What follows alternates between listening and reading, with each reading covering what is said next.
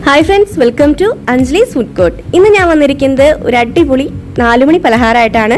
അതായത് കുട്ടികൾക്കും മുതിർന്നവർക്കും ഒരുപോലെ ഇഷ്ടപ്പെടുന്ന കിടലൻ ഈവനിങ് സ്നാക്ക്. അപ്പോൾ നമുക്കത് എങ്ങനെ ഉണ്ടാക്കാൻ നോക്കാം. പിന്നെ ഈ സ്നാക്ക് കണ്ടിട്ട് പേടിക്കൊന്നും വേണ്ട കേട്ടോ. കാണുമ്പോൾ ഭീകരനാണെങ്കിലും ആളൊരു പാവ, നല്ല എളുപ്പത്തിൽ തന്നെ ഉണ്ടാക്കിയെടുക്കാൻ പറ്റും. കിടലൻ ടേസ്റ്റുമാണ്. അപ്പോൾ നമുക്ക് ഇതെങ്ങനെ ഉണ്ടാക്കാൻ നോക്കാം. അതിനു മുന്നേ എപ്പോഴും പറയുന്ന കാര്യം എന്താ, ഇനി നമുക്ക് ഈ പലഹാരം ഉണ്ടാക്കിയെടുക്കാനായിട്ടുള്ള ഐറ്റംസ് എന്തൊക്കെയാണെന്ന് നോക്കാം. അതിനായിട്ട് ഞാനിവിടെ ആദ്യമായിട്ട് 1.5 കപ്പ് മൈദ എടുക്കുന്നു. അപ്പോൾ മൈദ ഒട്ടും കഴിക്കില്ല എന്നുള്ളവർ ആട്ടയിൽ ചെയ്യാവുന്നതാണ്, കുഴപ്പമൊന്നുമില്ല കേട്ടോ. അതിലേക്ക് ആവശ്യാനുസരണം ഉപ്പ് ചേർത്ത് കൊടുക്കുക. ഞാനിപ്പോൾ 1/4 ടീസ്പൂണോളം ഉപ്പാണ് ചേർത്ത് കൊടുത്തിരിക്കുന്നത്. ഈ ചേർത്ത് കൊടുക്കുന്നത് എന്താണെന്നറിയോ, കറുത്തുള്ളുണ്ടല്ലോ, അതൊരു 1/2 ടീസ്പൂൺ അല്ലെങ്കിൽ 1/4 ടീസ്പൂൺ ഇട്ട് കൊടുക്കുക. നിങ്ങൾക്ക് അത് ഇഷ്ടമില്ല വെച്ചെങ്കിൽ ഒഴിവാക്കിക്കോളൂ കേട്ടോ, കുഴപ്പമൊന്നുമില്ല. അപ്പം ഞാൻ അവിടെ 1/4 ടീസ്പൂണോളം കറുത്ത എള്ളും ചേർത്ത് കൊടുത്തു. ഇനി നമുക്ക് കുറച്ച് ഓയിൽ, നമ്മൾ സാധാരണ ഉപയോഗിക്കുന്ന ഓയിലില്ലേ, റിഫൈൻഡ് ഓയിൽ ഏതായാലും കുഴപ്പമില്ല, നെയ്യാണെങ്കിലും കുഴപ്പമില്ല കേട്ടോ. അത് 1.5 ടീസ്പൂണോ 1 ടീസ്പൂണോ ഒക്കെ ചേർത്ത് കൊടുക്കുക. ഇനി എല്ലാം ഒന്ന് മിക്സ് ചെയ്തെടുക്കുക. അപ്പോൾ നന്നായിട്ട് ആ ഉപ്പെല്ലാം അതിൽ യോജിച്ച് കിട്ടണം. അതുപോലെ തന്നെ നമ്മളുടെ കറുത്തള്ളൊക്കെ ഇട്ടിട്ടുണ്ടല്ലോ, അതെല്ലാം എല്ലായിടത്തേക്കും എത്തിക്കിട്ടണം. ഇനി ഇതുപോലെ കൈ വെച്ചിട്ട് നന്നായിട്ട് മിക്സ് ചെയ്യുക. മിക്സ് ചെയ്യുമ്പോൾ നമ്മൾ ഓയിൽ കുറേശ്ശെ ഒഴിച്ച് കൊടുത്തിട്ടുണ്ടല്ലോ, അതുകൊണ്ട് ചെറുതായിട്ട് കട്ട പിടിക്കുന്നുണ്ട്, കുഴപ്പമൊന്നുമില്ല. ഇനി അടുത്തത് ഇതിലേക്ക് നമുക്ക് വെള്ളം ഒഴിച്ചിട്ട് നമ്മൾ സാധാരണ ചപ്പാത്തിക്കൊക്കെ കുഴച്ചെടുക്കില്ലേ, അതുപോലെ കുഴച്ചെടുക്കുക കേട്ടോ. അധികം അങ്ങോട്ട് വെള്ളമാക്കണ്ട, ആവശ്യാനുസരണം വെള്ളം ഒഴിച്ചിട്ട് ഇതുപോലെ കുറേശ്ശെ ഒഴിച്ച് കൊടുക്കുക. എന്നിട്ട് എന്ത് ചെയ്യണം, കുഴച്ചെടുക്കുക. നല്ല സോഫ്റ്റ് ഡോ ആയിട്ട് എടുക്കുക. അപ്പോൾ അതുപോലെ അങ്ങോട്ട് ചെയ്താൽ മതി. ഒറ്റയടിക്ക് വെള്ളം കമഴ്ത്തിയിട്ടുണ്ടെങ്കിൽ എന്താ ഉണ്ടാവുക, ഇത് നന്നായിട്ട് ലൂസാവും. പിന്നെയും നമ്മൾ പൊടിയൊക്കെ ഇട്ടിട്ട് വീണ്ടും കുഴക്കേണ്ടി വരും. അപ്പോൾ ആദ്യം തന്നെ നമ്മൾ വെള്ളം ഒഴിച്ച് കൊടുക്കുമ്പോൾ കുറേശ്ശെ ഒഴിച്ച് കൊടുക്കുക. ഇപ്പോൾ ഇതാ കറക്റ്റ് പരിവായി കിട്ടിയിട്ടുണ്ട്, കണ്ടില്ലേ. ഇനി ഇതിനെ നമുക്ക് കുറച്ച് നേരം റെസ്റ്റ് ചെയ്യാൻ വെക്കുക എന്ന് പറയുമ്പോൾ കുറച്ച് നേരം, ഇപ്പോൾ ഞാനിപ്പോൾ ഉച്ചയ്ക്കാണ് ഇത് കുഴച്ച് വയ്ക്കണേ, 4 മണിക്ക് പരത്തിയിട്ട് ഉണ്ടാക്കുകയാണ് ചെയ്യുന്നത് കേട്ടോ. അപ്പോൾ നിങ്ങൾ ഒരു 20 മിനിറ്റെങ്കിലും കുറച്ച് മുന്നേ ഉണ്ടാക്കി വെക്കാൻ നോക്കുക ഈ ഒരു മാവ്. അപ്പോൾ സോഫ്റ്റായി കിട്ടും, അതാണ്. ഇപ്പോൾ ഇതാ കുറേ സമയത്തിന് ശേഷം ഞാനത് ഓപ്പൺ ചെയ്യാണ്. അപ്പോൾ ഇതാ നന്നായിട്ട് ഇത് സോഫ്റ്റായി കിട്ടിയിട്ടുണ്ട്, കണ്ട, നല്ല സോഫ്റ്റാണ്. ഇനി നമുക്ക് ഇതിനെ 2 പോർഷൻ ആക്കി എടുക്കണം, എന്നിട്ട് പരത്തി എടുക്കണം കേട്ടോ. അപ്പോൾ ഞാനത് 2 പോർഷൻ ആക്കട്ടെ. ഇത് കറക്റ്റ് പകുതി ആക്കിയിട്ട് കട്ട് ചെയ്തെടുത്താൽ മതി. ഇപ്പോൾ അതാ ഞാൻ 2 പോർഷൻ ആക്കിയിട്ടുണ്ട്. ഇനി നന്നായിട്ട് അത് ഉരുട്ടിയെടുക്കട്ടെ. നമ്മൾ സാധാരണ ഉരുള ആക്കില്ലേ, അതുപോലെ അങ്ങോട്ട് ഉരുട്ടിയെടുത്താൽ മതി. എന്നിട്ട് കുറച്ച് മാവൊക്കെ തൂവിയിട്ട് ചപ്പാത്തിക്ക് പരത്തണ പോലെ നന്നായിട്ട് വലിയ ഷീറ്റാക്കി പരത്തുക. ചപ്പാത്തിയുടെ അത്രയ്ക്കല്ല, ഇത്തിരി വലിയ ഷീറ്റ് കേട്ടോ. കുറച്ച് മൈദയോ അല്ലെങ്കിൽ ഓയിലൊക്കെ തടവി വെച്ച് സുഖമായിട്ട് നമുക്ക് പരത്തിയെടുക്കാൻ പറ്റും. അപ്പോൾ ചപ്പാത്തി പലകയിൽ വെച്ചിട്ട് പരത്തണമെന്നില്ല, നമ്മുടെ കൗണ്ടർ ടോപ്പിൽ വെച്ചിട്ടായാലും ഇതുപോലെ പരത്തിയെടുത്താൽ മതി. അപ്പോൾ കുറച്ചും കൂടി വലുപ്പത്തിൽ നമുക്ക് പരത്തിയെടുക്കാൻ പറ്റും. ഷേപ്പൊന്നും വേണ്ട കേട്ടോ. അപ്പോൾ ഷേപ്പ് ചെയ്യാൻ വേണ്ടിയിട്ട് നമ്മളിതാ കത്തി വെച്ചിട്ട് ഈ സൈഡ് ഭാഗങ്ങളൊക്കെ ഒന്ന് കട്ട് ചെയ്ത് കൊടുക്കുന്നുണ്ട്, കറക്റ്റ് ഒരേപോലെ കിട്ടാൻ വേണ്ടിയിട്ടാണേ. അപ്പോൾ അതാ ഈ സൈഡ് 4 അരികു വശങ്ങളും ഇതുപോലെ അങ്ങോട്ട് കട്ട് ചെയ്തെടുത്താൽ ഒരു സ്ക്വയർ പോലെ നമുക്ക് കിട്ടും, ഇല്ലേ. അപ്പോൾ ഇനി ആ സ്ക്വയർ പോലെ ആക്കി എടുക്കട്ടെ. അപ്പോൾ നല്ല ഷേപ്പിലാണ് നമുക്ക് നീളത്തിൽ ഇങ്ങനെ മുറിച്ചെടുക്കാൻ പറ്റും. നമ്മുടെ സമൂസ ഷീറ്റൊക്കെ ഇല്ലേ, അതുപോലെ എടുക്കാൻ പറ്റും. നമ്മൾ ഷോപ്സിൽ നിന്നൊക്കെ വാങ്ങണ ഷീറ്റുകളില്ലേ, ഇങ്ങനെ നല്ല നീളത്തിലുള്ളത്, അതുപോലെ ആക്കി എടുക്കണേ. അപ്പോൾ ഇത് ഞാൻ നിൽക്കണതിൻ്റെ പ്രശ്നം, എനിക്ക് ഇങ്ങോട്ട് എത്തുണ്ടായിരുന്നില്ല കട്ട് ചെയ്യാൻ, അതാണ്. അപ്പോൾ ഇത് കട്ട് ചെയ്ത് അടുത്തത് ഇതുപോലെ നേരെ ഇങ്ങനെ വരഞ്ഞു കൊടുക്കുക. 1 2 3, അപ്പോൾ നമുക്ക് 4 നീളത്തിലുള്ള ഇതുപോലെ ഷീറ്റ് കിട്ടും. അപ്പോൾ ഇനി ഇത് മാറ്റി വയ്ക്കുക. ഇതുപോലെ നമ്മൾ മടുത്ത ഉരുളയുണ്ടല്ലോ, അതും ഇതുപോലെ അങ്ങോട്ട് പരത്തി ഇങ്ങനെ കട്ട് ചെയ്ത് എടുത്തിട്ട് കൊണ്ടുവരട്ടെ കേട്ടോ.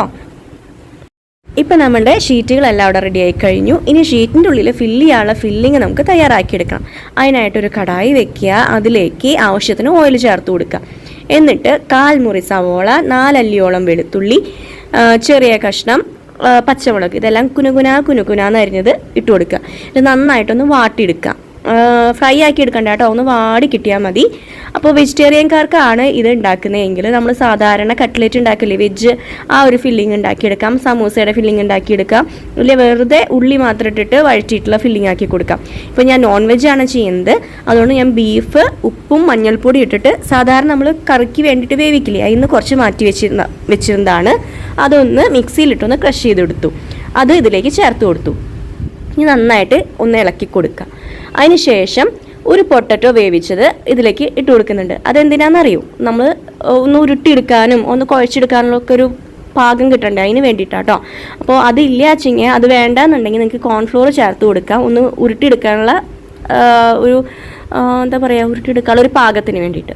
അപ്പോൾ ഞാൻ ഇവിടെ ഒരു ചെറിയ പൊട്ടറ്റോ വേവിച്ചത്, ഉരുളക്കിഴങ്ങ് അത് വേവിച്ചതാണ് ഇട്ട് കൊടുത്തിരിക്കുന്നത്. ഇനി നന്നായിട്ട് ഇതിൽ യോജിച്ച് കിട്ടണം. പിന്നെ ഇതിലേക്ക് നമുക്ക് മസാലകൾ ചേർത്ത് കൊടുക്കണം. അപ്പോൾ മസാല, ഇപ്പോൾ ചിക്കൻ മസാല ഇഷ്ടമുള്ളവർ അത് ചേർത്ത് കൊടുക്കുക. ഗരം മസാല ആണെങ്കിൽ അത്, ഇല്ല വെറുതെ കുരുമുളക് പൊടിയോ അല്ലെങ്കിൽ ഗരം മസാല മാത്രം വേണ്ട വെച്ചെങ്കിൽ അങ്ങനെയും ചേർത്ത് കൊടുക്കുക. ഇപ്പം ഞാൻ ചേർത്ത് കൊടുക്കുന്നത് ചാട്ട് മസാല ഇല്ലേ, അതിൻ്റെ ഒരു ടേസ്റ്റ് നല്ലൊരു ടേസ്റ്റാണ്, ഒരു ഫ്ലേവർ നല്ലതാണ്. ഇഷ്ടമുള്ളവർ അത് ചെയ്യുക. അത് 1.5 ടീസ്പൂണോളം ചേർത്ത് കൊടുക്കുക. ഒപ്പം 1/4 ടീസ്പൂണോളം മുളക് പൊടി. അപ്പോൾ നിങ്ങൾക്ക് ഇതൊന്നും വേണ്ടെന്നുണ്ടെങ്കിൽ കുരുമുളക് പൊടി മാത്രം ഇട്ടാലും മതി കേട്ടോ. അപ്പോൾ നിങ്ങൾക്ക് ഏതാ ഇഷ്ടമെങ്കിൽ അങ്ങനെ ചെയ്യുക. അപ്പോൾ ഞാൻ ഇതെല്ലാം ഇട്ടിട്ട് നന്നായിട്ടൊന്ന് മിക്സ് ചെയ്ത് കൊടുക്കട്ടെ. എൻ്റെ സൗണ്ടിന് കുറച്ച് പ്രശ്നമുണ്ട്, കോൾഡ് പിടിച്ച കാരണമാണ്. അപ്പോൾ അതാണ് ഭയങ്കരമായിട്ട് ഇങ്ങനെ ബുദ്ധിമുട്ട് വർത്താനം പറയാൻ. അപ്പോൾ ഇതെല്ലാം നന്നായി ആയി കഴിഞ്ഞിട്ടുണ്ട്. ഒക്കെ അങ്ങോട്ട് യോജിച്ച് കിട്ടിയ സംഭവം റെഡി. Stove off ചെയ്യാറായിട്ടാ. ഇനി നമുക്കിത് ചൂടാറിയതിന് ശേഷം, ചൂടാറാൻ വെച്ചിട്ടുണ്ടായിരുന്നു കേട്ടോ, അതിന് ശേഷം നമുക്ക് നന്നായിട്ടൊന്ന് മിക്സ് ചെയ്തെടുക്കാം. തവി വെച്ചിട്ടാണെങ്കിലും അങ്ങനെ എടുക്കുക, ഇല്ല കൈ വെച്ചിട്ട് ഇതുപോലെ നന്നായി കുഴച്ചെടുക്കുകയാണെങ്കിലും അതും കുഴപ്പമില്ല കേട്ടോ. ഞാൻ കൈ വെച്ചിട്ടാണ് നന്നായിട്ട് മിക്സ് ചെയ്തെടുത്തത്. അപ്പോൾ എല്ലാം അങ്ങോട്ട് യോജിച്ച് കിട്ടിയിട്ടുണ്ട്. അപ്പോൾ ഇനി ഇതുപോലെ കുഞ്ഞു ഉരുളകളാക്കി എടുക്കുക. അപ്പോൾ ആ ഷീറ്റിൻ്റെ ഉള്ളിൽ വെച്ചിട്ട് നമുക്കൊന്ന് റോൾ ചെയ്തെടുക്കണം. അപ്പോൾ അതിനനുസരിച്ചിട്ടുള്ള ഉരുളാക്കി എടുത്താൽ മതി, വലിയ ഉരുളാക്കി എടുക്കണ്ട കേട്ടോ. അപ്പോൾ നമുക്ക് സമൂസ പോലെയൊക്കെ ഫ്രൈ ചെയ്തെടുക്കാം. ഇതൊരു രസം, അതുകൊണ്ട് മാത്രമാണ് ഞാനിങ്ങനെ നീളത്തിനുള്ള ഷീറ്റൊക്കെ ആക്കി എടുത്തത്. അപ്പോൾ ഇത് ഓരോന്നോരോന്നായിട്ട് നമ്മൾ ചെറിയ ഉരുളകളാക്കി പിടിച്ചിട്ടുണ്ട്. അപ്പോൾ കയ്യെ ചൂടൊക്കെ ഉണ്ടെങ്കിൽ കുറേശ്ശെ അങ്ങനെ വെള്ളമൊക്കെ തൊട്ടിട്ട് അങ്ങനെ ആക്കി കൊടുക്കുക. കുറച്ച് നേരം വെയിറ്റ് ചെയ്താലും ഇത് നന്നായിട്ട് ചൂടാറി കിട്ടും. അപ്പോൾ കുഴച്ചെടുത്താലും മതി, എങ്ങനെയായാലും കുഴപ്പമില്ല. ഇനി നമ്മുടെ അടുത്ത പരിപാടി എന്താണ്? ഷീറ്റുകൾ ഓരോന്ന് എടുക്കുക, എന്നിട്ട് അതിലേക്ക് ഇതുപോലെ നമ്മളുടെ ഫില്ലിങ് ഉരുള വെച്ച് കൊടുക്കുക. എന്നിട്ട് ഒറ്റ റോളിങ് കണ്ടില്ലേ, ഇതുപോലെ അങ്ങനെ റോൾ ചെയ്തെടുക്കുക. ഇതുപോലെ എല്ലാം ചെയ്യാം കേട്ടോ. എന്നിട്ട് ഇത് വിട്ടു പോരാതിരിക്കാൻ എന്താ ചെയ്യേണ്ടേ? ഒരു ടൂത്ത് പിക്ക് എടുക്കുക, ഇതുപോലെ ഒന്ന് കുത്തി കൊടുക്കുക. അപ്പോൾ സാധാരണ നമ്മൾ ഈ അറ്റത്തെ ആ എൻഡില്ലേ അവിടെ വെച്ചിട്ടാണ് ടൂത്ത് പിക്ക് കുത്തി കൊടുക്കേണ്ടത്. ഇത് ഞാൻ കാണിച്ചു തരാം കേട്ടോ. ഇതുപോലെ ഫില്ലിങ് വയ്ക്കുക, റോൾ ചെയ്യുക, ഇനി അങ്ങോട്ട് എടുക്കുക. കണ്ടോ, ഈ ഭാഗം കണ്ടില്ലേ, ഈ ഭാഗത്ത് വെച്ചിട്ട് കുത്തി കൊടുക്കുക. ഇത്രയേ ഉള്ളൂ.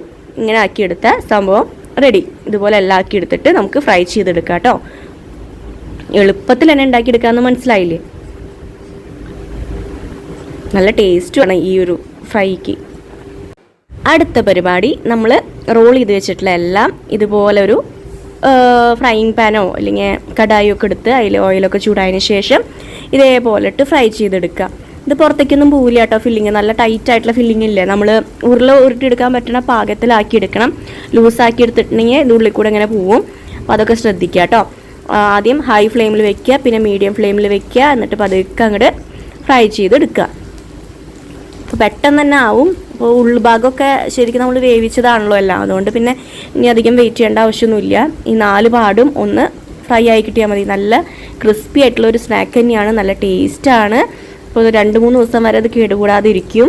പിന്നെ ഫ്രിഡ്ജിലൊക്കെ ഇതേപോലെ റോൾ ചെയ്തെടുത്ത് വെക്കുക, എന്നിട്ട് ആവശ്യാനുസരണം ഫ്രൈ ചെയ്തെടുക്കാവുന്നതാണ്.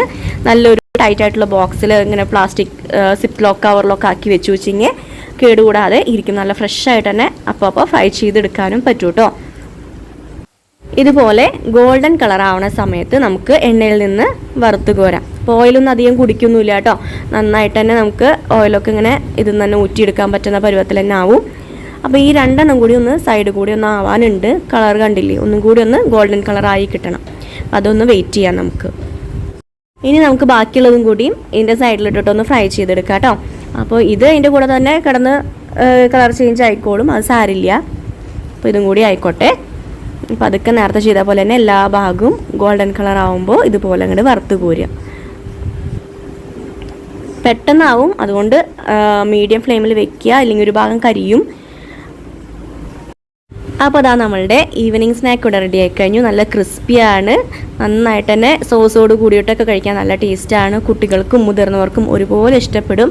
അധികം എരിവൊന്നും ഇല്ലാച്ച് കഴിഞ്ഞാൽ കുട്ടികൾ നന്നായിട്ട് തന്നെ കഴിക്കും കേട്ടോ. അപ്പോൾ എല്ലാവരും ട്രൈ ചെയ്ത് നോക്കുക, എളുപ്പമല്ലേ? അപ്പോൾ ഇനി പുതിയ റെസിപ്പിയായിട്ട് വേഗം തന്നെ വരാം. Tata, thank you.